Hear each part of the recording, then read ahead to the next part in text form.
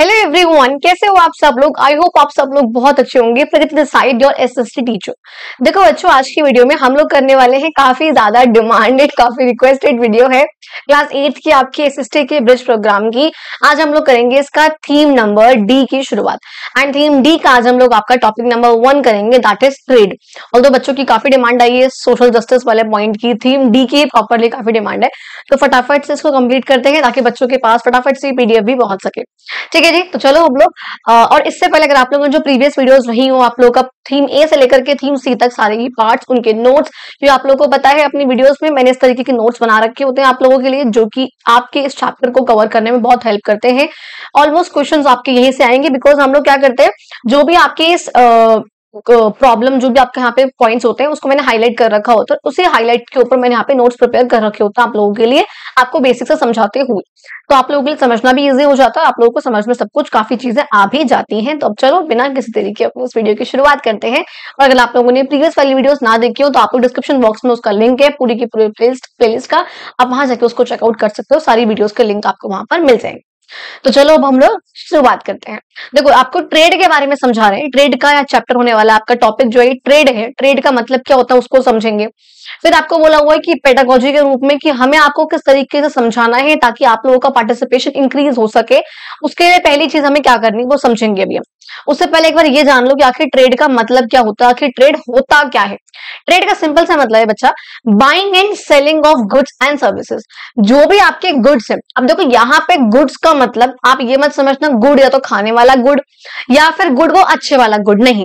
Goods का मतलब होता है बेटा सामान, कोई भी चीज जिसे आप टच कर सको, देख सको, चाहे वो वॉच हो, लैपटॉप हो, स्टॉप वॉच हो, फोन हो, टीवी हो, हर वो चीज वो सामान है, वो गुड्स है। अच्छा, सर्विसेज क्या है, मान लो आप टीचर के पास जा रहे हो, क्या टीचर आपको कोई सामान दे रहा है? नहीं ना, आपको सर्विस दे रहा है, वो अपने काम कर रहा है, आप उससे कुछ सीख रहे हो।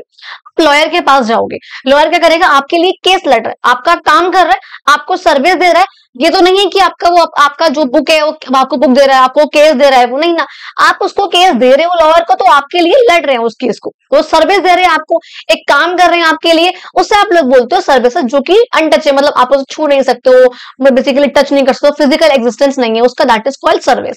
लेकिन जिस चीज को आप टच कर सको, देख सको, समझ सको, सुन सको, बेसिकली टच कर सको, दैट इज कॉल्ड गुड्स, यानी कि आपका सामान है सिंपल रूप से। इनका बाय करना, इसको खरीदना या इसको सेल करना, उसे आप सिंपली बोलते हो बेटा, क्या बोलते हो, ट्रेड। क्या बोलते हो इसको आप, सिंपल ट्रेड। यानी कि अगर आप किसी शॉप पे जा रहे हो, आप उनसे Fevicol, toothpaste, phone, laptop, TV कुछ भी आप लेकर आ रहे हो, तो आप ट्रेड कर रहे हो और वो आपको सेल कर रहे हैं, बेच रहे हैं। आप दोनों के जो बीच का यहाँ पर इंटरेक्शन है, इसे आप बोलोगे ट्रेड किया जा रहा है। समझ में आ गया जी, ट्रेड हो रहा है। देखो ट्रेड भी यहाँ पे दो प्रकार का होता है, एक होता है लोकल ट्रेड और एक होता है इंटरनेशनल ट्रेड। अब जब आप सेम सिटी में, सेम कंट्री में, दो लोगों के बीच में, चार लोगों के बीच में बाइंग सेलिंग हो रही है, कोई कुछ खरीद रहा है, कोई कुछ बेच रहा है, ये सब यहाँ पर चल रहा है, उसे आप बोलोगे लोकल ट्रेड। लेकिन अगर वो आपके कंट्री से, मान लो इंडिया जो है वो यूएस से वो कुछ सामान भेज रही है, फिर यूएस से कुछ ले रही है, चाइना को कुछ भेज रही है, चाइना से कुछ ले रही है, यूके यानी कि ब्रिटेन से कुछ ले रही है, ब्रिटेन से कुछ दे रही है, वो जो आपके दो कंट्रीज आपस में ट्रेड कर रही हैं, जब कंट्रीज के बीच में हो रहा है, उसे आप बोलोगे इंटरनेशनल ट्रेड। ये बात सिंपल समझ में आई। अब देखो यहाँ पे सिंपल ट्रेड का एग्जांपल्स में यहाँ पे दिया हुआ है, मान लो आपके लोकल ट्रेड का एग्जांपल है, आपने वेजिटेबल लिया किसी भी शॉप से, तो मान लो वो ट्रेड हुआ, आपने फोन लिया, टीवी लिया, कुछ भी लिया। और अगर इंडिया जो है बाकी किसी कंट्री में कुछ सामान सेल कर रहा है, चाहे वो स्पाइसेस है, चाहे वो टेक्सटाइल है, चाहे कुछ भी है, तो उसे भी आप क्या बोलोगे, ट्रेड। दैट मीन्स वो आपका होगा इंटरनेशनल ट्रेड। समझ में आ गई ये वाली बात। तो आपका ट्रेड का सिंपल सा मतलब क्या होता है, जब भी आप गुड्स को, सर्विसेज को, किसी सामान को या किसी काम को खरीदते या बेचते हो, दैट इज कॉल्ड ट्रेड। अब वो क्या होता है, दो लोगों, कम से कम दो लोग चाहिए होते हैं। क्या आप अकेले कोई सामान खुद से खरीदोगे, ऐसा कर तो ये देते, अच्छा ये वाला ले लेता हूं मैं, ये तो नहीं करोगे ना, दो जने कम से कम होने चाहिए ट्रेड करने के लिए। अब ये बात समझ में आ गई, ठीक है। अब देखो, अब नेक्स्ट पॉइंट की हम बात करते हैं, जो आपको पढ़ना है यहाँ पे, दैट इज फर्स्ट आपका रहेगा फील्ड ट्रिप आपको कराई जाएगी। मान लो आपको जो टीचर्स वगैरह है वो आपको कहीं पे लेके जाएं, और कहाँ पे लेके जाएंगे, बेसिकली लोकल मार्केट में लेके जाएंगे, आपको ये दिखाने के लिए कि नेगोशिएशन या बार्गेनिंग कैसे काम करती है। जब हमें किसी प्राइस को फिक्स करना हो, किस प्राइस पे हमको सामान लेना है, सेल करना हो, प्राइस कुछ खरीदना हो, ये सब चीजें करनी। देखो मतलब समझेंगे कि आखिर क्या बोलना चाह रहे हैं, क्या होता है। कहते हैं नेगोशिएशन या बार्गेनिंग। देखा है ना, मम्मियों को ऐसे मदर्स करती हैं, बड़ी बहन भाई वगैरह ये लोग करते हैं। हम लोग ऐसे क्या होता है कि शॉप पे जा रहे हैं, उसने बोला मैम ये सामान 500 रुपए, नहीं 250 रुपए दूंगी। होता है ऐसे, 500 नहीं 300, 1000 नहीं 800, कितने में देना है तो बात कर। होता है, तो ये क्या बार्गेनिंग कर रहे हैं, क्या कर रहे हैं, उसको हम बोलते हैं बार्गेनिंग करना, नेगोशिएशन करना, कि आपने कुछ प्राइस बोला, अब मैं उस पर रेडी नहीं हूं, मैं आपको प्राइस कम करके दूंगी, आप अगर रेडी हो तो बताओ, वरना फिर रहने दो, मैं कहीं और से शॉप से सामान ले लूंगी। दैट इज कॉल्ड बेटा बार्गेनिंग या नेगोशिएशन। अब देखो वही यहाँ पर कह रहे हैं कि जब भी आप किसी लोकल मार्केट जाते हो, आपको दिखता है कोई शॉपकीपर है, कस्टमर्स हैं, वो किसी भी गुड्स के बारे में, गुड्स के प्राइस के बारे में बात कर रहे होते हैं उनसे खरीदने से पहले, उसे हम बोलते हैं बार्गेनिंग या फिर नेगोशिएशन। एग्जाम्पल देखो मैंने दिखा रखा है आप लोगों को, अब इसको हम लोग बोलते हैं fixing the price through negotiation. जैसे मान लो मैंने एग्जाम्पल दे रखा है, आप किस दुकान पे गए, आपको शर्ट बोली वहां पर 300 रुपए की, अब जो कस्टमर है मान लो वो कह रहा है भाई 250 रुपए की दोगे तो बात करो, तो कहते नहीं मैम 250 तो बहुत कम हो गया, आप चलो बीच का प्राइस पे आते हैं, 270 दे रहे हो, ले रहे हो तो बताओ। ठीक है चलो मैडम ओके कोई बात नहीं, हो गया। तो सर बोलते हो आपने प्राइस को फिक्स कर लिया नेगोशिएट करके, बार्गेनिंग करके, ना तो उसकी रही ना आपकी रही, बीच का यहाँ पे प्राइस आ गया, या आपने जो बोला वो भी हो गया। That is called fixing price through negotiation. समझ में आ गया। तो वहां पे जब आप मार्केट जाओगे, लोकल मार्केट, तब आप ये चीज देखोगे कि किस तरीके से जो लोग हैं वो गुड्स को बेचते हैं, गुड्स को खरीदते हैं। सेल का मतलब होता है बेचना, पता होगा, और बाय का मतलब होता है वो खरीदना। किस तरीके से मनी आप एक्सचेंज करते हो, आपने 100 रुपए का नोट दिया, बचाकर आपको पैसे देंगे वो। किस तरीके से आप चॉइस करते हो, क्वालिटी कैसी है, क्वालिटी देखोगे, उसकी क्वांटिटी देखोगे, उसकी कितनी मिल रही है उसमें वो, और उसका प्राइस देखोगे। ये 3 चीज आप देख के अपनी चॉइसेस को बनाते हो कि हाँ ठीक है ये अच्छा है, अच्छा इतनी 300 रुपए का तो ये महंगा है, अगर 200 रुपए का होता तो ठीक था। ऐसे होता है ना कई बार कि 300 का तो ये महंगा है, तो आपने उसकी क्वालिटी देखी, फिर आपने प्राइस कहा कि नहीं इतने में तो ये महंगा है, और एक ही है, नहीं नहीं महंगा है जी महंगा है, अच्छा 200 में है, हाँ 200 में तो फिर ठीक है इस प्राइस के अकॉर्डिंग, होता है ना, तो वो वाली बात कर रहे हैं। तो इससे आप समझोगे लोकल इकोनॉमी किस तरीके से वर्क करती है, कम्युनिकेशन कितना जरूरी होता है एक अच्छा डिसीजन लेने में, जब भी आप कोई भी चीज खरीदो या फिर उसको बेचो। समझ में आ गया जी।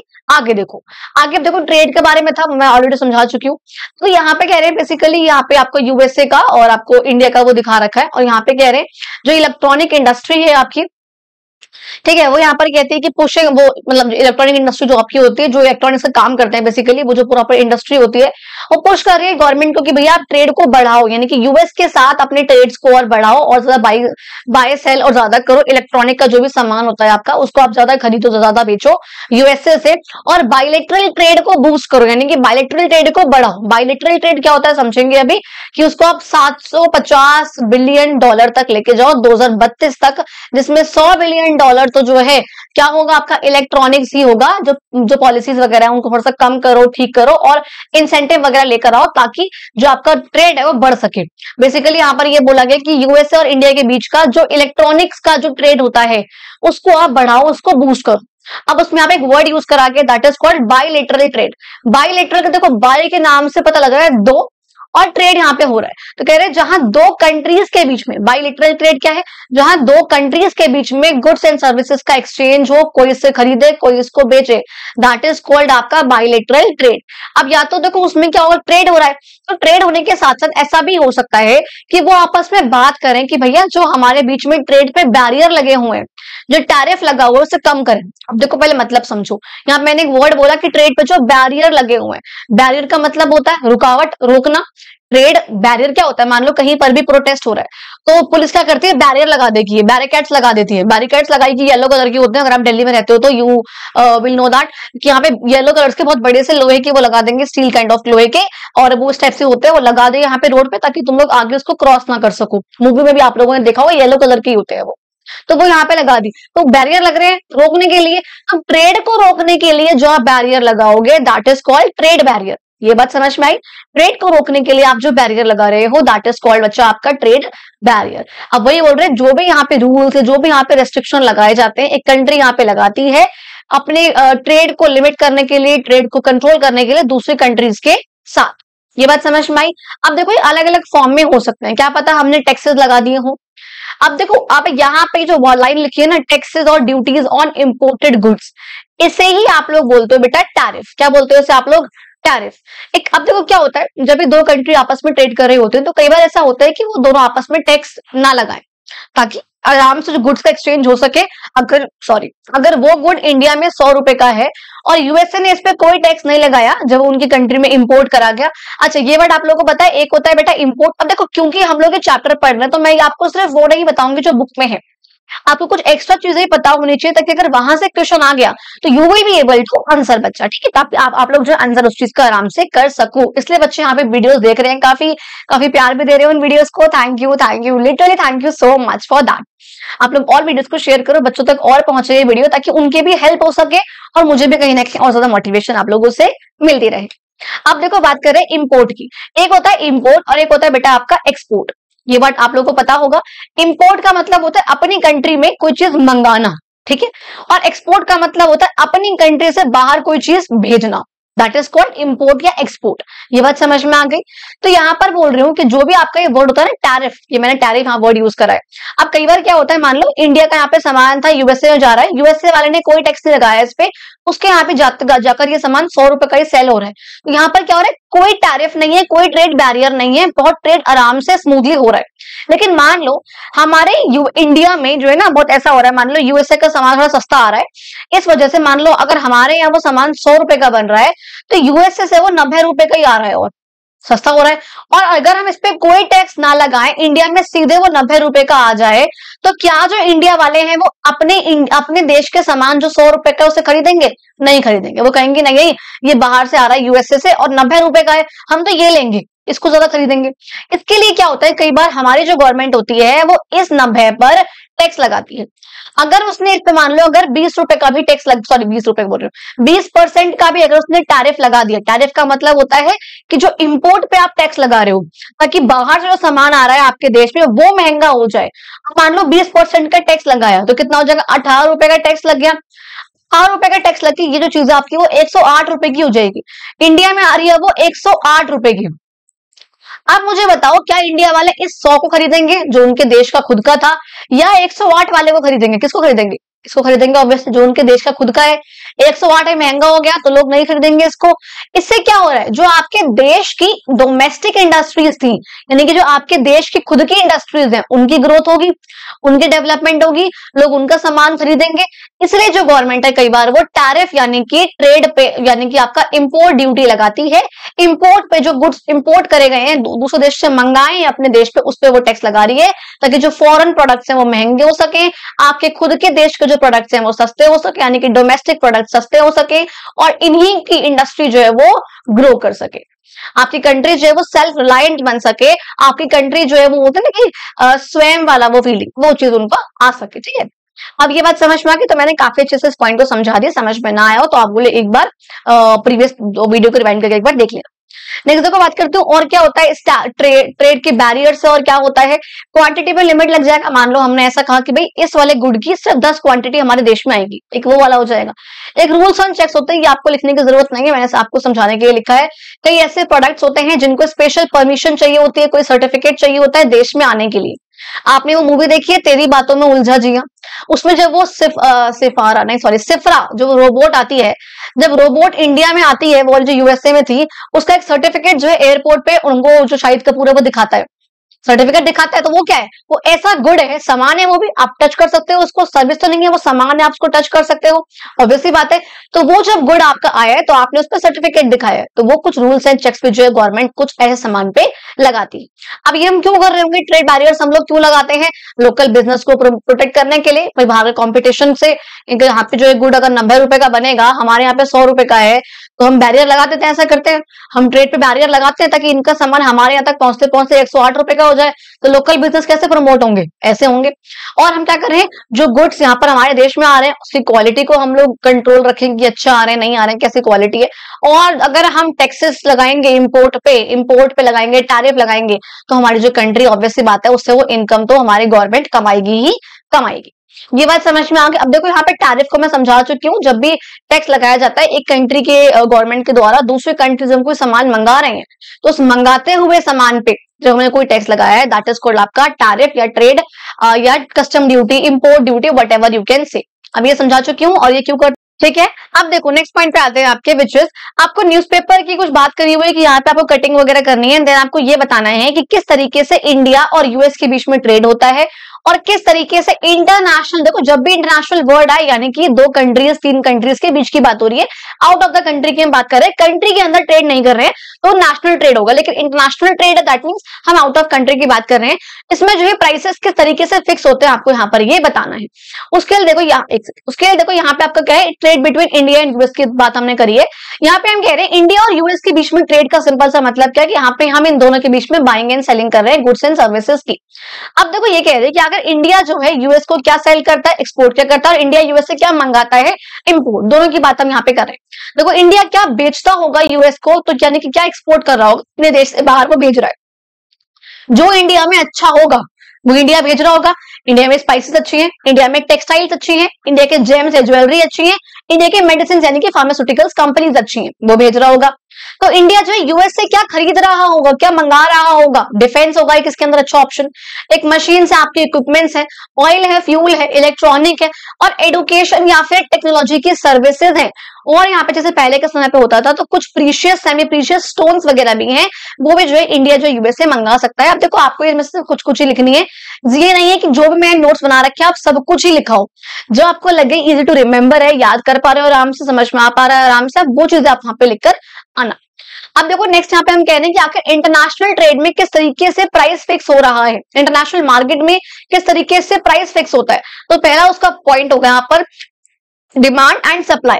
भाई कितना जो है उस प्रोडक्ट की कितनी डिमांड है और कितनी उसकी सप्लाई है। आप खुद सोचो, अगर उस प्रोडक्ट की डिमांड बढ़ जाए और सप्लाई अगर अभी कम ही है, मान लो जो लोग पहले 100 लोग उसको मांग रहे थे, अब जो है तो आराम से उसकी सप्लाई पूरे 100 की ही थी, तो जो प्रोडक्शन हो रहा था वो 100 के अकॉर्डिंग ही हो रहा। मान लो एक मशीन है, उसकी इतनी कैपेसिटी है कि वो 100 लोगों का सामान जो है बना सकती है, एकदम से उसकी डिमांड बढ़ जाए, डिमांड बढ़ गई लेकिन जो मशीन की कैपेसिटी है वो तो 100 ही है, अब डिमांड जो है बढ़कर हो गई 150, अब 150 लोग मांग रहे हैं उसको, लेकिन बना तो वो 100 ही पा रही है। तो क्या करेंगे ऐसे केस में, प्राइसेस जो है वो बढ़ जाएंगे ताकि लोग खुद ही उसकी डिमांड करना कम कर दें। ऐसा होता है यहाँ पे। और इसका उल्टा हो जाएगा बिल्कुल, अगर मान लो डिमांड कम हो जाए और सप्लाई ज्यादा हो जाए। अगर कई बार क्या होता है, मान लो कि कोई भी चीज ऐसी है तो अगर उसकी डिमांड बहुत ज्यादा बढ़ गई है, तो सब लोग डिमांड कर रहे हैं उसकी, तो क्या करेंगे, इतना तो प्रोडक्शन ही नहीं हो रहा है उस चीज का, वो बनी नहीं रही है इतनी चीज, तो क्या करेंगे ऐसे केस में, प्राइसेस को बढ़ा देती है कंपनीज ताकि कम से कम लोग उसको डिमांड कर सके। एक ये वाला हो जाएगा। अब ये और उसका प्राइस कितना होगा ये उस बात पे डिपेंड करेगा, उसकी प्रोडक्शन की कॉस्ट कितनी है, चाहे वो ट्रांसपोर्ट को मिलाकर उसको बनाने की कॉस्ट कितनी है, उसको पहुंचाने की कॉस्ट कितनी है, वहां जाके आगे तक कितने पहुंचने की कॉस्ट है, हर एक कॉस्ट को मिला के आप देखते हो। मान लो आपका सामान है वो 50 का बना, 20 रुपए लगे उसको ट्रांसपोर्ट कराने में, 20 रुपए आगे होलसेलर से रिटेलर तक पहुंचने में लगेंगे और आपके 20 रुपए, तो वो सामान हो गया 90 का। आप अपना प्रॉफिट बनाते हुए उसको सेल करेंगे वो लोग 100 रुपए का, तो वो आपकी प्रोडक्शन की कॉस्ट होती है। टैरिफ या टैक्सेस वगैरह, मान लो अगर उस कंट्री ने टैरिफ लगा दिया, टैक्स लगा दिया उस पे, तो वैसे बात है उस कंट्री में आते आते उसका प्राइस बढ़ जाएगा। 90 रुपए की चीज से 10% का भी टैक्स लगा दी तब भी 99 रुपए की जो उस कंट्री में आते आते हो जाएगी।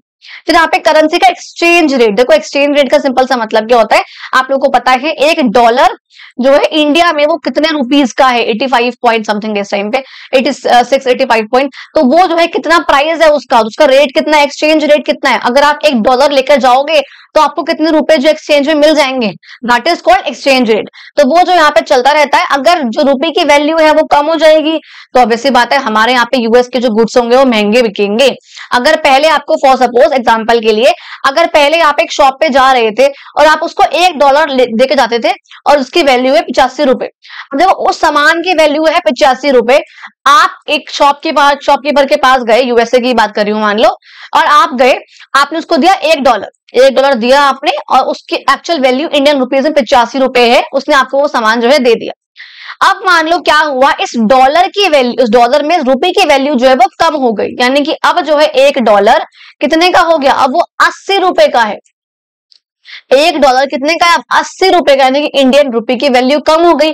अब अगर आप इसको जाके $1 दोगे तो आपसे और डिमांड करेगा ना, कहेगा नहीं मैम इस टाइम $1 जो है आपका नहीं है, इस टाइम आपकी इंडियन रुपए की वैल्यू और गिर चुकी है, तो आप मुझे $1 के साथ साथ और रुपए भी दो ताकि मेरे 85 रुपए पूरे हो सके, क्योंकि उस गुड का प्राइस जो है 85 रुपए ही है। तो आप मुझे और पैसे दो, ऐसे होगा ना, ऐसे मांगेगा वो आपसे। यानी कि ऐसे केस में क्या होगा, हमारे लिए जो यूएस के गुड्स है वो महंगे हो जाएंगे। अब $1 से काम नहीं बनेगा, आपको उसको और पैसे देने होंगे। ये बात समझ में आ गई जी? अच्छा देखो, अब देखो ये आप समझ सकते हो खुद ही। अब देखो नेक्स्ट आपसे कहा हुआ था करेंसी के बारे में कुछ कि आपको बताना है बाइंग एंड सेलिंग वगैरह का इंटरनेशनल मार्केट में।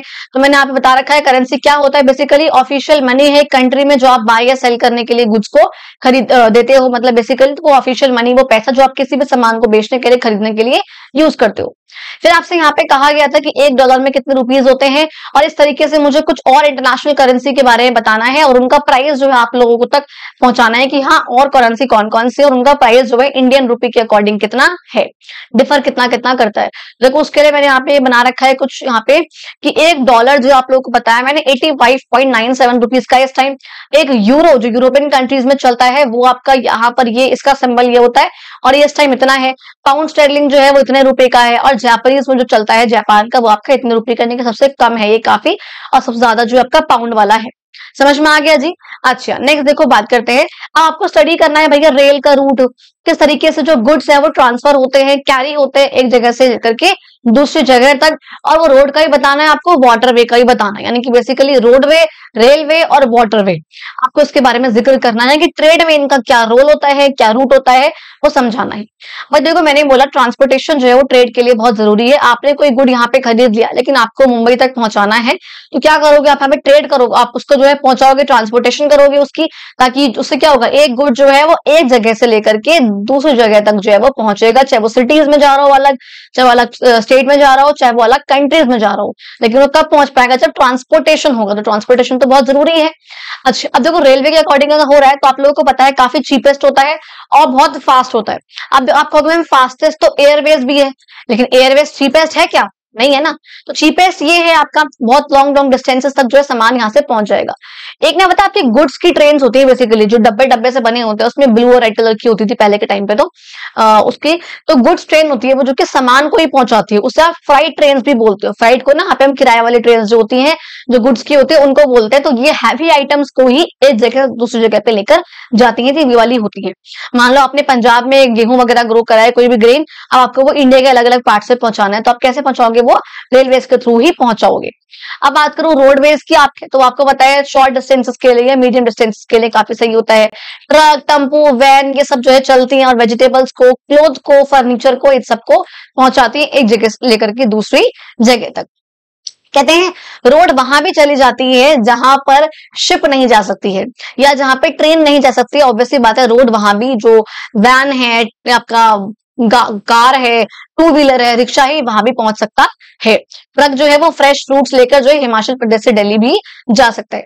वाटर में आप लोगों को पता है जो नदियां होती हैं, सीज है या ओशियंस वगैरह हैं, वो है। शिप एंड बोट की बात करते हैं, ये इसमें जाती हैं, और ये ही जो है बल्कि जो बहुत सारे गुड्स होते हैं, हैवी गुड्स होता है, चाहे वो ऑयल है, मशीन्स है, इक्विपमेंट्स है या बड़े बड़े कंटेनर्स है, इन सबको जो है एक जगह से लेकर के दूसरी जगह तक पहुंचाती है। ऑल्दो यस आई नो ये स्लो होता है, लेकिन ये काफी कॉस्ट इफेक्टिव मेथड होता है ट्रांसपोर्ट का, स्पेशली कहाँ का? आपका इंटरनेशनल ट्रेड का।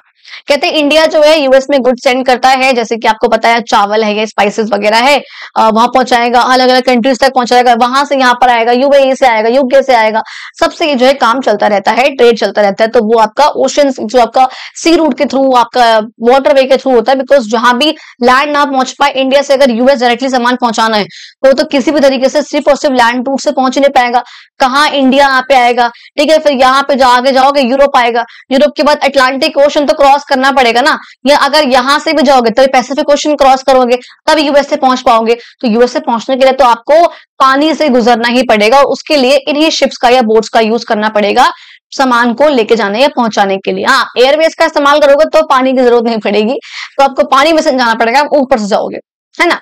अच्छा चलो अब देखो नेक्स्ट आप लोगों से यहाँ बोला गया एक थोड़ा सा नॉर्मल सा बेसिक सा एक केस स्टडी काइंड ऑफ है। कहते हैं इमेजिन करो आप एक ट्रेडर हो जो सामान को बाय या सेल करते हो, पहुंचाते हो इधर से उधर, और आपको कोई सामान है, मान लो कोई भी ए प्रोडक्ट है जो कि आप लोगों को आपको परचेज करना है दिल्ली से आपने कोई सामान खरीदा दिल्ली से, और आपको उसको लेके जाना है वाराणसी, कटरा या अलग अलग जगहों पे, वहां से वापस भी आना है।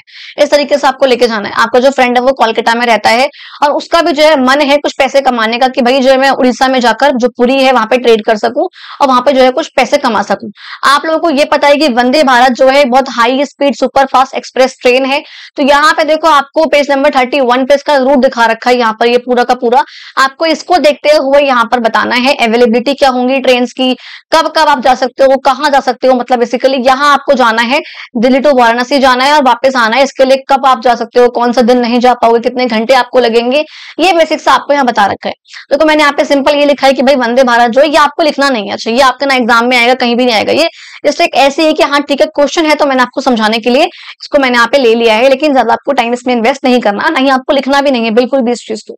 जो ऊपर का था वो आपको बिल्कुल मेंशन करने की चीजें थी, आप लिख सकते हो उस चीजों को और एग्जाम में भी पूछी जा सकती हैं, वो खासकर वो रुपीज वाला या बाकी चीजें थी। ये ना तो एग्जाम में आएगा, नहीं आपको अपने पास नोट्स में लिखना है। हाँ, इसका पीडीएफ आप लोगों को पता है टेलीग्राम चैनल पर आपको कंप्लीटली जो है मिल जाएगा। कहते हैं वंदे भारत एक्सप्रेस जो है super fast high speed train है जो कि हमारा टाइम बचाती है और बहुत जल्दी जो है गुड्स को पहुंचा सकती है। अगर मुझे दिल्ली टू वाराणसी जाना है, वहां से वापस आना है, तो ट्रेन नंबर 22436 में आप जा सकते हो। वो सारे दिन जाती है, बस थर्सडे को नहीं जाएगी, 8 घंटे लेगी। आप लोग मान लो वाराणसी गए, आपने अपने गुड्स को बेचा जो आपने दिल्ली से खरीदे थे, और आप वहां से बनारस की साड़ियां ले सकते हो और दिल्ली में उसको वापस लाके उसको बेच सकते हो। तो आपने यहाँ पे दोनों की तरफ अपना बेनिफिट देख लिया। अगर आप कटरा जाओ तो ऑब्वियसली बात है वहां पे आप जाके वैष्णो देवी माता जो उनके दर्शन भी कर सकते हो, ठीक है। आप वहां पे या और वहां से आप ड्राई फ्रूट्स लेकर भी आ सकते हो। ये ट्रेन जाएगी आपकी, हर दिन चलती है, वेडनेसडे को नहीं जाएगी, बस 8.25 घंटे लेगी। आप वहां जाके जो पिलग्रिम्स होते हैं, जो वहां पे यात्रागण आते हैं, आप उनको जो है ये प्रोडक्ट जो है सेल कर सकते हो। जो आपका फ्रेंड है आप उसको ये कह सकते हो भैया तू ऐसा कर, आप ऐसा करो हर दिन जो आपकी ट्रेन है वो ये जाएगी 2 to 895 और बस वो फ्राइडे को नहीं जाएगी, 8 घंटे 40 मिनट लेगी। जाओ बैठ जाओ और अपने साथ स्वीट्स, हैंडीक्राफ्ट या कॉटन की साड़ियां वगैरह जो है ले जाओ कोलकाता से और उनको जाके पुरी में बेच दो। और क्योंकि पुरी जो आपका उड़ीसा है वो आपका यहाँ पड़ता है ना, पुरी वाला जो एरिया है वो कोस्ट के पास पड़ता है, तो वहाँ पे सी शेल के प्रोडक्ट्स वगैरह ले आना या कुछ। और क्योंकि पुरी है, जगन्नाथ पुरी जी को बहुत मानते हैं वहां के, तो रिलीजियस आइटम वगैरह आपको ले आना और वापस लाके उसको अपने शहर में सेल करना। तो वहां पे काफी उसकी डिमांड हो सकती है, क्या पता लोग चाहते हो उसको खरीद। समझ में आ गया जी।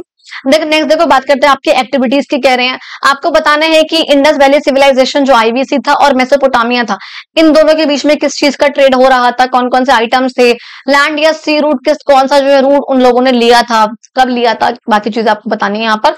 देखो उसके लिए यहाँ पे हम बात कर लेते हैं ये वाला, ठीक है। कहते हैं इंडस वैली सिविलाइजेशन आप लोगों को पता है आज का इंडिया पाकिस्तान वाला पार्ट है, वहां पे जो आप लोगों ने 7th क्लास में मैं आप लोगों को पढ़ाया हुआ है वो पॉइंट। मेसोपोटामिया की बात करें जो कि आज का इराक वाला उधर की तरफ वेस्ट एशिया में उसका पार्ट है। ये बहुत ओल्डेस्ट सिविलाइजेशन है। सिविलाइजेशन का मतलब क्या होता है, जहां पे सब लोग रहते हैं मिलजुल कर, कई फैसिलिटीज होती है, बिल्कुल शहर की तरह जो वहां पर वो लोग रहते हैं। कहते हैं इनके जो है ट्रेड के रिलेशन थे 2500 बीसी के अराउंड। कौन कौन सा आइटम का ट्रेड हो रहा था, आईवीसी से मेसोपोटामिया क्या क्या जा रहा था, बेसिकली इंडिया से इराक में क्या जा रहा था ये आपको बताना है। तो कह रहे हैं कॉटन जो है आपको पता है उस टाइम पे हमारा कॉटन, हमारे प्रीशियस स्टोन्स, हमारी बीड्स, ज्वेलरी वगैरह, आइवरी, शेल्स और मेटल के टूल्स, क्योंकि आईवीसी में कॉपर था तो कॉपर भी जो है यहां से यहां जा रहा है। अब देखो वहां से क्या आ रहा है, वूल आ रही है, सिल्वर या टिन आ रहा है, ये हमारे यहाँ उसका प्रोडक्शन नहीं था उस टाइम तक, ऑलिव ऑयल है, लग्जरी आइटम्स हैं, फूड ग्रेन्स है, ये सब जो है इराक से लेकर के इंडिया वापस आ रहा है। तो हम इसका ट्रेड कर रहे थे। कौन कौन से लैंड या सी रूट जो है अपनाए गए, तो कहते हैं जो ट्रेडर्स हैं वो कैमल या जो बुलक कार्ट्स वगैरह होती हैं उनका यहाँ पे यूज करते थे, यहाँ से हड़प्पा से वहां तक पहुंचने के लिए। और तो भाई बहुत सिंपल सी बात है, बहुत लॉन्ग जर्नी है, बहुत धीरे धीरे चलेंगे, डेजर्ट से गुजरते हो जाएंगे, बीच में डेजर्ट वाला पूरा का पूरा एरिया पड़ेगा, माउंटेन्स पड़ेंगे, तो यहाँ से जाएंगे। अगर सी रूट की बात करोगे तो आप लोगों को पता है गुजरात पे जो है यहाँ पे आपका लोथल था, धौलावीरा वगैरह था, ये पोर्ट सिटीज थे, यहाँ से शिप लेंगे आपका बस वगैरह में, बस कह रही हूँ सॉरी, शिप लेंगे, यहाँ पे शिप में आप बैठेंगे और फिर जो आपका यहाँ तक मेसोपोटामिया तक यहाँ पर पहुंच जाएंगे। फास्टर होगा, सेफर होगा बड़े बड़े गुड्स के लिए। समझ में आ गया जी। तो वो यहाँ पर दिखा रखा है कि ये जो है बहुत एंशिएंट है, स्मार्ट था, वेल कनेक्टेड था, लैंड एंड सी रूट का इस्तेमाल करते थे अपने गुड्स को एक जगह से दूसरी जगह तक पहुंचाने के लिए। फिर देखो आपसे यहाँ पर कहा जा रहा है बेसिकली कि आप मान लो आप एक वेल्दी मर्चेंट हो, बहुत अच्छे खासे पैसे वाले ट्रेडर हो, और आपको ये बताना है कि आप कहाँ जाओगे, किस तरीके से आप वहां जा सकते हो, तो आपका अच्छा खासा फायदा हो सकता है, बेनिफिट हो सकता है। आप किस जगह जो है जाना पसंद करोगे ताकि आप अपना बेनिफिट कर सको, क्योंकि आप मर्चेंट हो, क्योंकि आप ट्रेडर हो, तो आप इंडिया के कौन से शहर में जाना पसंद करोगे ताकि आप वहां से कुछ जब वापस लेकर आओ तो आपको बहुत बेनिफिट हो सके। तो कहते हैं मान लो मैं जयपुर गई, तो मुझे पसंद है जयपुर, मुझे यहाँ की साड़ियाँ, चीजें, बहुत राजस्थानी चीजें बहुत अच्छी होती हैं। कहते हैं I want to go Europe to trade Rajasthan, और फिर मैं कह राजस्थानी का जो सामान मैं वहां से लेकर आई हूँ उसको लेकर पता है वेस्टर्न कंट्रीज जाऊं, यूरोप जाऊं, आपका अमेरिका वगैरह जाऊं, वहां पे जाऊं इस हैंडमेड टेक्सटाइल्स को, ज्वेलरी वगैरह को सेल करने के लिए। क्योंकि वहां पे क्या, अगर मान लो मैं यहाँ से कोई सामान एक एग्जांपल के लिए 100 रुपए का लाई हूँ ना, तो मैं वहां जाके को उसको 400 का भी बेचूंगी ना, तो वो लोग आराम से खरीदेंगे इस चीज को, क्योंकि वो इंडियन कल्चर है और बहुत अट्रैक्टिव, बहुत सुंदर, बहुत हैंडीक्राफ्ट पीसेस होंगे, तो लोग पक्का उसको खरीदेंगे। और क्या पता मैं वहां जाके आर्टिसंस को भी जॉब दे सकूं, इंडिया कल्चर को प्रमोट कर सकूं, अपने बिजनेस को अपने शहर तक लेके आ सकूं, बाकी चीजें यहाँ पर मैं कर सकती हूँ। अब देखो नेक्स्ट आपको एक स्टडी छोटी सी यहाँ पर और दी गई है। कहा था यहाँ पर कि मान लो आप एक फार्मर हो, तो ये आप खुद, जो मैं नहीं पढ़ा रही हूँ उसका मतलब वो सिर्फ रोल प्ले है, बाकी चीजें तो आपको यहाँ पे खुद से करनी है। कहते हैं आप मान लो एक फार्मर हो और उसके यहाँ बात करी गई है, तो उसका कुछ रोल यहाँ पर आप क्या चीज है। कहते हैं अगर मान लो आप फार्मर हो और आप जो है व्हीट और राइस जो है, चावल और गेहूं जो है प्रोड्यूस करते हो खूब सारी अमाउंट में, क्या आप अपने सारी की सारी क्रॉप्स को अपने फ्रेंड्स और रिलेटिव्स को सेल कर दोगे कि ये ले भाई, ये मेरा सारा का सारा 10 किलो चावल, 20 किलो, 100 किलो चावल जो मैंने ग्रो करा है, क्या अपने फ्रेंड्स को, रिलेटिव्स को दे दोगे? अगर नहीं दोगे तो किसको दोगे, और किस तरीके से आप अपने प्रॉफिट को ज्यादा से ज्यादा बढ़ा सकते हो? मैक्सिमाइज का करना मतलब होता है ज्यादा से ज्यादा बढ़ा सकते हो। मैं कह रही हूँ मान लो मैं फार्मर हूँ पंजाब से, और मैं व्हीट वगैरह, गेहूं वगैरह, चावल वो सब ग्रो करती हूँ, कहते मैं ऑब्वियसली बात है मैं अपना सारा का सारा जो क्रॉप होगी वो फ्रेंड्स और रिलेटिव्स को नहीं दूंगी, क्योंकि पहली बात तो उनको इतने की जरूरत नहीं है। 100 किलो मेरे पास गेहूं है, क्या करेंगे वो 4 जने 100 किलो गेहूं का? या और प्लस साथ साथ मान लो वो मुझे अच्छा प्राइस भी नहीं दे पाएंगे, ऑब्वियसली बात है। अगर मैं उसको बाहर सेल करूंगी तो मैं अच्छा खासा पैसा कमा पाऊंगी, या अगर मैं सिर्फ अपने विलेज में ही सेल करूंगी मैं तो भी अच्छा पैसा नहीं कमा पाऊंगी, उसको बाहर सेल करूंगी तो मैं ज्यादा से ज्यादा पैसा कब कमा पाऊंगी, अपना प्रॉफिट को बेहतर और मैक्सिमाइज कब कर पाऊंगी? जब मैं बड़ी बड़ी मार्केट्स में उस चीज को सेल करूंगी, मंडी में लेके जाके सेल करूंगी, जहां पे जो ट्रेडर्स होते हैं उनको बल्क में सामान चाहिए। मैं मंडी में जा रही हूँ, वहां ट्रेडर्स बैठे हैं, लाओ चावल, लाओ गेहूं, लाओ, उसको 100 किलो अपना 50 किलो इसको दिया, 50 किलो इसको दिया, और वो जो है आगे फार्मर, आगे जो आपके रिटेलर्स वगैरह होंगे, होलसेलर्स होंगे, उनको सेल करेंगे, वो उनसे प्रॉफिट कमाएंगे, मैंने उनसे प्रॉफिट कमा लिया। गवर्नमेंट की एमएसपी का यूज करूंगी। एमएसपी का मतलब होता है बेटा मिनिमम सपोर्ट प्राइस। इसका मतलब होता है मान लो गवर्नमेंट है, आप फर्स्ट ऑफ ऑल आप गेहूं ग्रो करते हो, गवर्नमेंट ने कहा आप 100 किलो गेहूं उगाओ, और अगर कोई भी आपसे इसको नहीं खरीदेगा तो मैं एक मिनिमम प्राइस, भाई 14 रुपए किलो या 50 रुपए किलो, 40 रुपए किलो, कोई भी प्राइस है उस पे आपसे उसको मैं खरीदूंगी।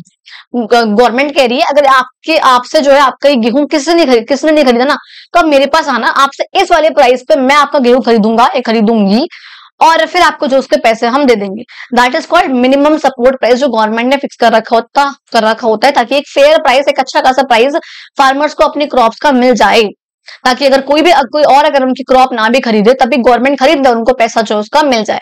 एक्सपोर्ट का ऑप्शन भी होगा, वैसे पता है क्या पता है मैं अपने गेहूं को, अपने चावल को दूर दूर कंट्रीज में, दूर दूर शहरों वगैरह में मैं सेल करूं।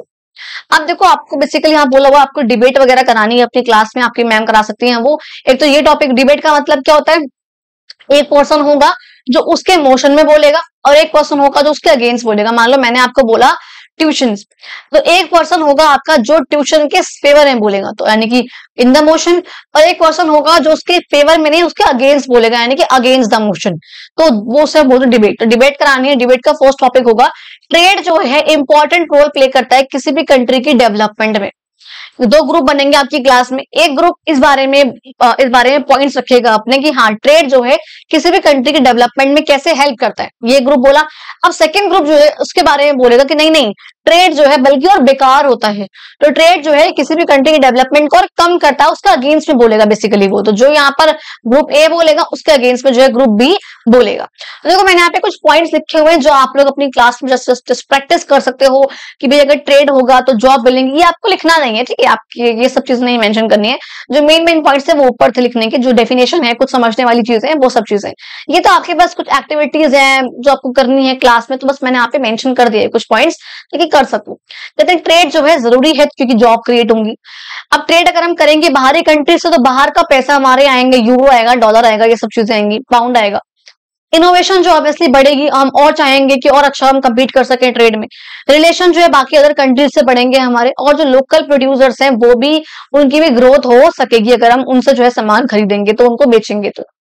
अब देखो जो टीम बी होगी वो कहेंगे नहीं नहीं ट्रेड बेकार है, ये सबको बेनिफिट नहीं करता, इक्वली बेनिफिशियल ये नहीं होता, जो छोटे छोटे फार्मर्स होते हैं वो सब इसे नहीं कमा पाते हैं। कहते हैं इंपोर्ट पे जो हमारी जो डिपेंडेंस है बहुत बढ़ जाती है, जिससे लोकल इंडस्ट्रीज को हार्म होता है। अगर आप बहुत ज्यादा सामान खरीदे रहे हो उनसे, बाकी कंट्रीज से, तो आप अपनी कंट्री का सामान जो है आप उस पर वो आपको अच्छा नहीं लगता, आप उसको नहीं खरीदते हो। रिसोर्सेज का एक्सप्लॉइटेशन होता है, इकोनॉमिक इनइक्वालिटी आती है, कल्चर जो है हमारा खराब होता है। ये बातें कुछ यहाँ पे लिखी हुई है। सेकंड पॉइंट कहा गया आपको कि भाई आपको ये इस बात पे डिबेट करना है कि इंडिया जो है उसको सिर्फ और सिर्फ अपनी नेबरिंग कंट्री से ट्रेड करना चाहिए। ये आप लोगों को टॉपिक दिया हुआ है कि भाई जो इंडिया है वो सिर्फ और सिर्फ उसकी बिल्कुल पड़ोसी देश है उससे वो ट्रेड करे। अब देखो आपको मैं कमेंट बॉक्स में आप लोगों को पता है हमेशा एक काम देती हूँ, तो आज मैं आपको काम दे रही हूँ कमेंट बॉक्स में कि आपको ये बताना है हमारी इंडिया की नेबरिंग कंट्रीज कौन कौन सी हैं। नेबरिंग कंट्रीज ऑफ इंडिया जो आपको कमेंट बॉक्स में बतानी है, ठीक है। आइलैंड वाली ही बताओगे, नॉर्मल जो लैंड वाली कंट्रीज आप लोग वो भी बताओगे। अब देखो उसके लिए मैंने यहाँ पे कुछ पॉइंट्स लिखे हुए हैं कि जो लोग कहेंगे हाँ इंडिया को सिर्फ और सिर्फ पड़ोसी देश के साथ ट्रेड करना चाहिए, वो कहेंगे हाँ हाँ अच्छी बात है, अगर हम पड़ोसी देशों के साथ ट्रेड करेंगे तो उससे हमारे उनके साथ रिलेशनशिप बढ़ेंगे, अच्छे होंगे, इमरजेंसी में वो जल्दी चीजें आ पाएंगी कि पास में होगा कोई इमरजेंसी फटाफट से आ गया, वो ट्रांसपोर्टेशन कॉस्ट जो है कम लगेगी, रीजन की डेवलपमेंट होगी। मान लो साउथ एशियन जो कंट्रीज है, जो साउथ में एशिया में है, ये सारी के सारी इनका हेल्प होगा, और हम डिस्टेंट यानी कि जो दूर की कंट्रीज है उन पे डिपेंडेंट कम होंगे। अब जो अगेंस्ट बोल रहे हैं इसके इस पॉइंट के, वो कहेंगे अच्छा नहीं नहीं ऐसा नहीं होना चाहिए, अगर आप बाहरी कंट्रीज, दूर के जो कंट्रीज हैं, ग्लोबल मार्केट में अगर सेल करोगे, ट्रेड करोगे, तो आपका प्रॉफिट जो है बहुत ज्यादा होगा। और क्या पता जो आपके पड़ोसी देश है उनके पास वो सब कुछ हो ही ना जो हमें चाहिए, टेक्नोलॉजी ना हो, ऑयल ना हो, ये सब चीजें ना हो, और क्या होगा इससे जो ग्लोबल पावर में जो होगी आपकी, आप इंडिया जो उसमें लिमिट हो जाएगी। अगर मैं कहूँ कि भाई मैं जो है सिर्फ आसपास की कंट्रीज के साथ ट्रेड करूंगी, एग्जाम्पल के लिए मान लो आपको और आपके टीचर ने बोला, मान लो आप यहाँ बैठते हो, टीचर ने बोला जो आपके आसपास के बच्चे हैं ये 4, ठीक है, या फिर ये 6 बच्चे, आप बस इनसे बात करोगे आसपास के, और जो बाकी पूरी क्लास है आप उनसे बात नहीं करोगे, तो आपके क्या सिर्फ और सिर्फ जो आपके रिलेशनशिप है वो इन बच्चों के साथ अच्छे रह जाएंगे, बाकी के बच्चों के साथ जो आपके रिश्ते होंगे वो खराब हो जाएंगे। अच्छा वही कह रहे हैं यहाँ पर, वो प्रॉब्लम यहाँ पे होगी, टेक्नोलॉजी तक नहीं पहुंच पाओगे, बाकी बातें यहाँ पर ही करिए। कहते हैं यहाँ पर आपको बताना है नेगोशिएशन किस तरीके से होता है बायर और सेलर के बीच में, पहले ही बता चुकी हूँ, रोल प्ले करना है।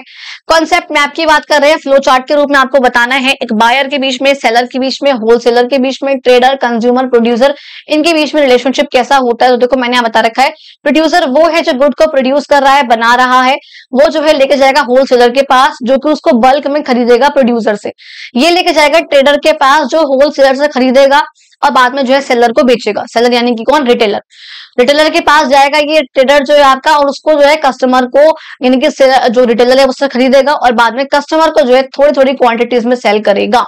और कस्टमर कौन है, कंज्यूमर कौन है, जो आपके गुड्स को कंज्यूम कर रहा है। नेक्स्ट देखो यहाँ पे लास्ट पॉइंट आप लोगों का है सस्टेनेबल ट्रेड प्रैक्टिसेस, यानी कि सस्टेनेबल, देखो बोर्ड यहाँ पे लिखा रह गया, ये टाइपिंग मिस्टेक हो गई। सस्टेनेबल ट्रेड प्रैक्टिसेस का मतलब क्या होता है, बेसिकली ऐसे प्रैक्टिसेस जो कि आज के एनवायरमेंट को नुकसान ना पहुंचाए और आगे आने वाली जनरेशन के लिए भी उस सामान को बचा के रखें, दैट इज कॉल्ड सस्टेनेबल।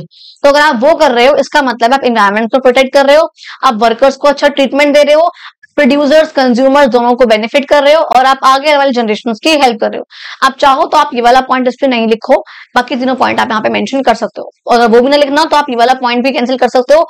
ये 2 पॉइंट आपको मस्ट यहाँ पे लिखने ही होंगे। आप प्लीज बच्चे ऐसा मत करा करो कि आप लोग वीडियो ना देखो, डायरेक्टली आप लोग नोट्स पे चले जाओ। अगर ऐसा करते हैं तो बच्चों को कमेंट आता है मैम बहुत लंबे नोट्स हैं। अरे भाई एक बार जाके चेक करो, मैंने वीडियो में पहले ही बोला है कि आपको ये मेंशन नहीं करना है, ये आपको नहीं लिखना है, ये जरूरी नहीं है। मैं वीडियो में बताते बढ़ाते आपको बताती रहती हूँ पढ़ाते हुए, ये लिखा मैंने इसलिए ताकि आप लोगों के लिए बेनिफिशियल हो सके कहीं ना कहीं, ठीक है। एग्जाम्पल की बात करते हैं, मान लो आप इको फ्रेंडली पैकेजिंग का यूज करो, भैया पन्नी वाले जो पैकेजिंग होती है आप उसको हटाओ, पेपर की या क्लोथ पैकेजिंग का इस्तेमाल करो।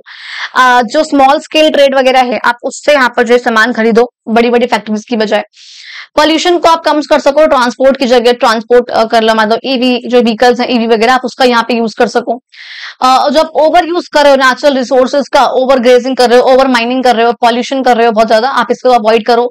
और जो भी मटेरियल है आप उसको रिसाइकल करो दोबारा, और आप जो है रीयूज करो उसको, चाहे वो क्लोथ का हो, बैग हो, आइटम हो, कुछ भी यहाँ पर आपका वो हो सकता है। अब देखो जरूरी क्या होता है बेसिकली, अब ट्रेड अगर आप सस्टेनेबल रूप से करोगे तो उससे जो आपकी अर्थ है वो हेल्दी रहेगी, आपकी इकोनॉमी स्ट्रॉन्गर हो सकेगी, और जो रिसोर्सेज बहुत जल्दी खत्म हो जाते हैं वो खत्म जल्दी से नहीं होंगे।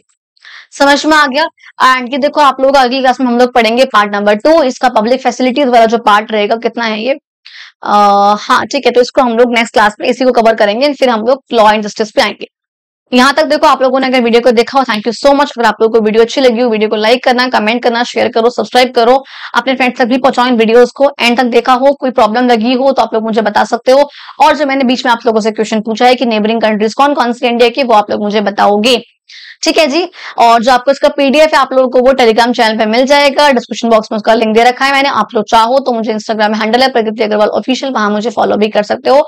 आई know I am not active there, लेकिन फिर भी फॉलो चाहो तो आप लोग कर सकते हो, बिकॉज कुछ कुछ अपडेट्स मैं वहां पे डालती रहती हूँ, कमेंट वगैरह का डालती हूँ, स्क्रीनशॉट, बच्चों को अच्छा लगता है वो, तो वो मुझे होता है थोड़ा सा बच्चों को और अच्छा भी लगे, मोटिवेशन भी फील हो कि मैंने डाला है, ऐसे अच्छा लगता है वो चीजें।